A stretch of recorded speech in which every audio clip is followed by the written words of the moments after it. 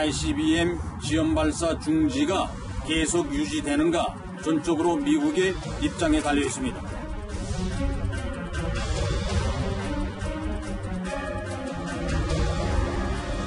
세용의 잠수함 단도탄 북극성 3형 시험 발사를 성공적으로 진행했습니다.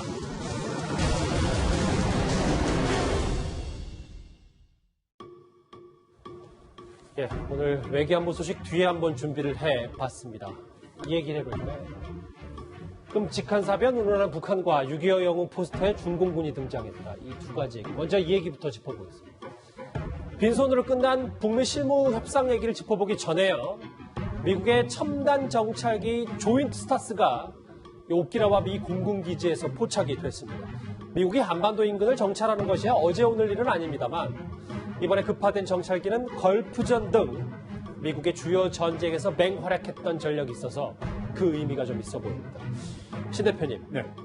미묘한 시점에 또 급파가 됐는데 이걸 우리가 어떻게 해석을 해야 됩니까? 이 핵심 정찰기를. 네, 방금 앵커께서 말씀하신 대로 걸프전, 이라크전 이럴 때 스커드 헌팅이라는 작전을 했던 그 정찰기예요. 뭐냐면은 이라크의 스커드 미사일이 뭐 동맹국들을 때리고 또 쿠웨이트를 때리고 사우디를 때리고 했지 않습니까? 그래서 스커드 미사일 발사대를 찾아서 타격을 해야 되는데 그러려면은 조기 경보기나 위성 이런 것들로는 굉장히 부족했죠. 그래서 이 조인트 스타즈는 지상에 움직이는 탱크, 장갑차 이런 것까지 다 식별할 수 있거든요. 그래서 걸프전, 이라크전에 스커드 미사일의 이동식 미사일 발사대를 전문적으로 탐지해가지고 아군 폭격기들에게 연락해주는 이 임무를 했는데 이게 지금 오키나와에 두 대가 지금 왔습니다. 그러면 전 세계적으로 가장 뛰어난 정찰기라고 봐도 되는 거예요? 지상 타격 정찰기죠. 지상 타격 정찰기라기보다는 지상 타격 전문 지휘기입니다. 이 조인트 스타스가 신 대표님, 네. 이게 이동식 발사대가 어떤 형태인지까지 다 탐지가 가능하다면서요? 그렇습니다. 그게 바퀴형으로 되어 있는지, 궤도형으로 되어 있는지, 또는 이 미사일이 스커드인지, 또는 스커드보다 더 덩치가 큰 ICBM급인지 이런 것까지 다 탐지할 수 있는 그런 능력을 가지고 있습니다.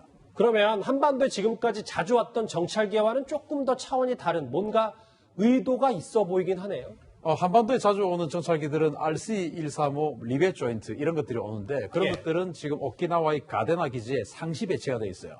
그래서 이제 북한에 뭔가 징후가 있으면 와서 탐지를 하고 하는데 그 리벳 조인트라든지 이런 것들이 하는 임무는 감청을 합니다. 통신 감청, 신호정보 수집 뭐 이런 것들을 해가지고 이 북한이 지금 무슨 일을 의도하고 있느냐, 계획하고 있느냐를 탐지를 하는 것이고 지금 이제 그 조인트 스타즈가 왔다는 것은 이동식 미사일 발사대를 통해서 뭔가 미사일을 발사하는 징후가 있다라는 판단을 했기 때문에 지금 보낸 거 아니겠습니까? 북한이요. 그렇죠. 북한이 그렇기 때문에 온 거다. 그런 판단을 한 거라고 봅니다.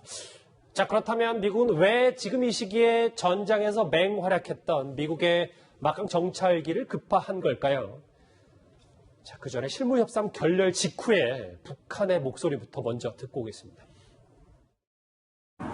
미국은 그동안 유연한 접근과 새로운 방법, 창발적인 해결책을 시사하며 기대감을 한껏 부풀게 하였으나 명백한 것은 미국이 우리가 요구한 계산법을 하나도 들고 나오지 않았다는 것입니다.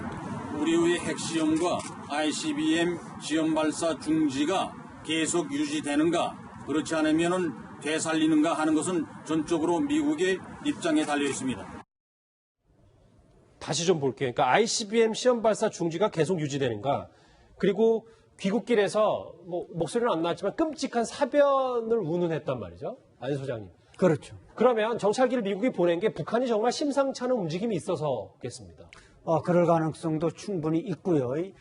지금 김명길 순회대사의 발언에서 나오듯이 북한은 이미 회담 결렬을 예상하고 스톡홀름으로 간 것입니다. 그래서 이제 외교적 수사를 떠나서 끔찍한 사변이니 무슨 역겨운 회담이니 아주 전혀 사용해서는 안 될 용어들을 무지막지하게 사용하는 걸 볼 때는 이미 이번 회담에서 북한은 얻을 것이 하나도 없다, 이렇게 계산을 하고 갔고, 역시 미국은 지금 북한과 미국의 관계에서 볼 때 상당히 북한에게 어떤 아킬레스건을 잡혀 있다. 즉 북한은 트럼프의 재선이라는 이런 재선 그 포즈에 딱 맞춰놓고 있기 때문에 자기네가 아무리 세게 나가도 미국이 약하게 나올 수밖에 없다, 이런 걸 계산하고 갔고, 역시 벼랑 끝 전술이라는 것을 구사하는데 이것은 아직 대선까지 시간이 많기 때문에 북한이 좀 여유 있는 자세를 보이는 이런 안타까운 모습입니다. 스웨덴 가기 전에 그러니까 협상할 생각이 전혀 없었던 거예요. 그렇죠. 협상 이번에 가서 깨고 온다. 그래서 오히려 뭔가 우리가 행동할 수 있는 명분만 찾아오면 그것이 외교적 성과다.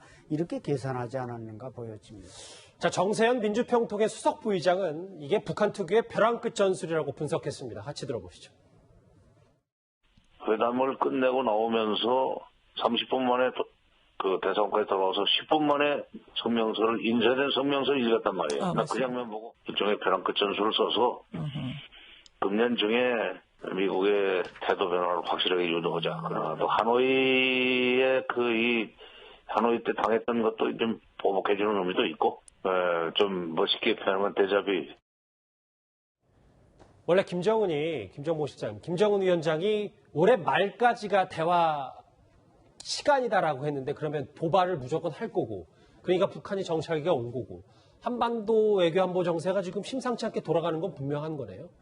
맞습니다. 일단 트럼프 대통령이 10월 2일 날 미국이 북한이 SLBM을 쐈을 때 미국의 백악관 참모들이 이것이 미국의 안보에 심각한 위험을 줄 거다라고 분명히 얘기를 했는데 불구하고 트럼프 대통령이 요번에 그 4일 5일간 있었던 실무회담의 그 판을 깨지 않기 위해서 상당히 좀 무시하는 태도를 보였습니다. 그렇기 때문에 아마도 북한이 다시 SLBM을 쏘거나 또 이제 초대형 방사포를 시험한다 하더라도 미국이 그걸 문제 삼지는 않을 것 같고 이제 그런 문제에 있어서 이제 면죄부를 이제 줬기 때문에 미국이 이번에 이제 회담을 결론했으니까 이것 자체가 아마도 이제 북한의 도발 명분을 줄 수 있지 않나 이런 이제 얘기가 자꾸 나오는 겁니다. 근데 신 대표님, SLBM은 이미 한번 시험 발사했고 미국이 정말 두려워하는 게 이 대륙간 탄도미사일 ICBM이잖아요. 그럼 올해 말 정도의 준비를 하는 겁니까, 그러면?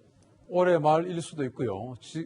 저는 지금 조인트 스타즈가 왔다고 하는 것은 아주 근미래에 이번 주가 될 수도 있고 아니면 근미래에 ICBM 같은 이 지상 미사일 발사가 있을 수 있지 않느냐. 그런데 그게 반드시 ICBM이라고 할 수는 없고 어쨌든 지상에서 발사되는 뭔가 탄도미사일 종류의 미사일 발사 움직임이 있기 때문에 조인트 스타즈가 왔고 만약에 그게 SLBM이라면 조인트 스타즈가 아니고 포세이돈이 왔을 거예요. 근데 이제 포세이돈이 아니고 지금 조인트 스타즈를 공개를 했다고 하는 것은 우리가 너희들의 지상 발사 움직임을 우리 간파하고 있다. 그러니까 하지 마라라는 압박의 차원이거든요. 사전 경고. 그렇죠. 예. 제가 볼 때는 이제 ICBM보다는 SLBM을 지난번에 발사해서 왔지 않습니까? 예. 그래서 이제 잠수함에서 실발사할 필요가 있기 때문에 SLBM을 다시 쏠 가능성이 있고, 그다음에 지난번에 초대형 방사포를 쐈는데 실패했습니다. 아마 또 쏠 겁니다. 아마 그런 것 때문에 그런 움직임을 이제 파악하려고 조인트 스타즈 오지 않았나 생각합니다. 미사일 발사의 완벽한 성공을 위해서 하나둘씩 차분히 시험 발사할 것이다. 자, 그러니까 이럴 때일수록 우리 외교, 정부 당국이 치밀함을 잃지 말아야 할 텐데요. 그런데요, 이 보훈처가 6.25 전쟁 영웅 포스터에 중공군의 사진을 넣은 게 큰 실소, 큰 논란이 되고 있습니다. 이현정 의원님, 네. 이 내용을 좀 설명해 부탁드릴게요. 무슨 것 때문에 엄청난 실수를 한 거예요? 어느 나라 보훈처인지 모르겠습니다. 우리가 보훈처가 매달 이제 6.25 전쟁 영웅들을 한 명씩 선정을 해서 저렇게 이제 어떤 포스터로 이제 하는 게 있는데요. 여기에 보면 육군 하사 공해동 육군 하사가 예전에 이제 이 김하군 수도 전투에서 굉장히 활약한 분이죠. 자, 그분을 이제 기리면서 저렇게 포스터를 만들었는데 저기 고지를 점령하는 사진이 있지 않습니까? 자, 근데 여기에 지금 나와 있는 이 군인들은 누구겠습니까? 우리가 한눈으로 봐도 이게 지금 우리나라 국군이 아니라 알잖아요. 이게 바로 중공군입니다. 당시에 중공군들이 상강령 전투라고 그래서 자신들이 성공한 전투라고 이제 자랑하는 전투인데 그 전투에서 고지를 향해서 달려가고 있는 거예요. 자, 중공군이 지금 미군과 우리 군을 향해서 저렇게 싸우고 있는 장면에서 저게 우리 전쟁 영웅이다라고 지금 하는 게 바로 보훈처가 만든 포스터란 겁니다. 신 대표님, 보훈처의 국방부의 어떤 여러 가지 논란들이야 굳이 제가 열거하지는 않겠지만 이거야말로 정말 아마추어 같은 실수 아닌가요?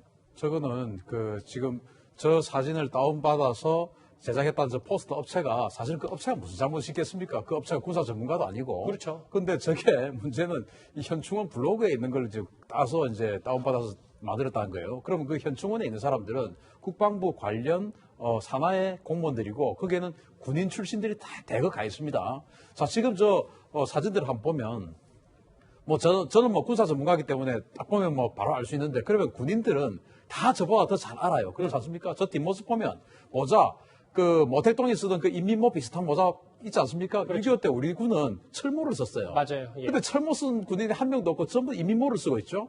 또 저 왼쪽에 제일 왼쪽에 지금 뭐 총들이 잘 안 보여요. 딱 한 명이 총이 보이는데 예. 제일 왼쪽에 지금 총이 보입니다. 개머리판 한번 보십시오.